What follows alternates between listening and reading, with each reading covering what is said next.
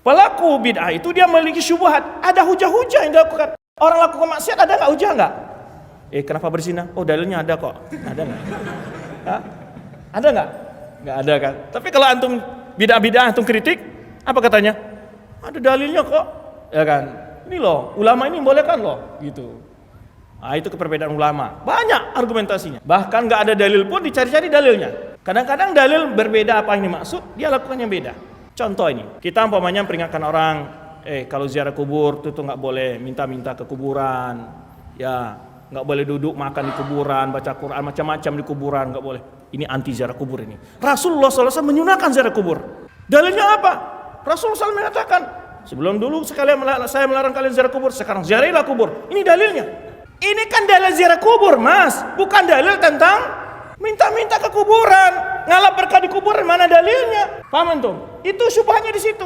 Ketika maunya, selawat jangan campur-campur dandut apa namanya itu? Dandut campur sari itu ya.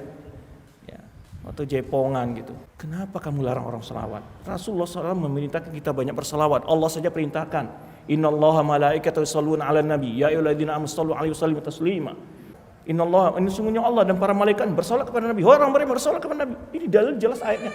Kamu ini anti selawat ini. Padahal di sini disuruh selawat, bukan goyang kalau saat selawat kan.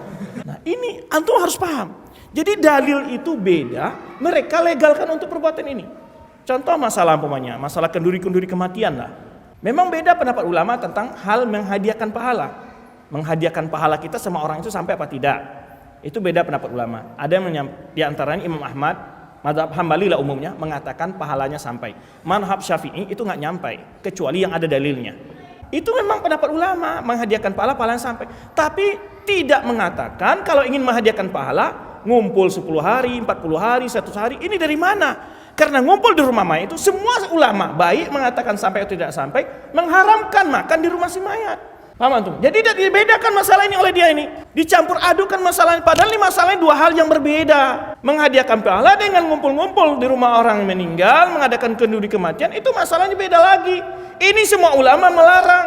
Kalau menghadiahkan pahala memang ada perbedaan ulama. Nah ini, kalau nggak belajar antum, ketika diterangkan oleh mereka-mereka yang membela bid'ah, diterangkan hadis ayat Al-Quran, antum ngomong, ini benar Wahabi, nggak benar memahami agama ini. Ya kan, gitu. Coba ini Ustaz jelas dalilnya itu, gitu kan. Mana hadis memulaikan maulid? Banyak. Ayat Al-Quran ada. Fa amma bi ni'mati rabbika fahaddits. Adapun dengan nikmat Tuhanmu maka ceritakanlah. Ini kita ini cara bercerita nikmat Allah diutusnya Rasulullah kepada kita katanya. Mengambil bagian dibentuk kecintaan kita kepada Rasulullah SAW. Rasulullah SAW mengatakan, ditanya tentang puasa hari Senin adalah di hari Senin aku dilahirkan. Iya, dalilnya benar itu. Tetapi kan bukan memperingati apa tanggal.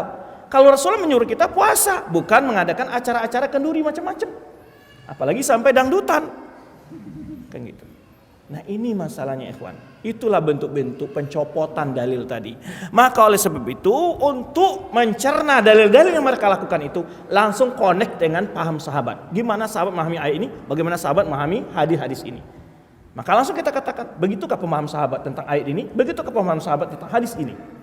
Maka oleh sebab itu antum selalu mendengar dari orang-orang yang mengajak pada dakwah salaf, selalu mengatakan memahami Al-Quran dan Sunnah sesuai pemahaman para sahabat.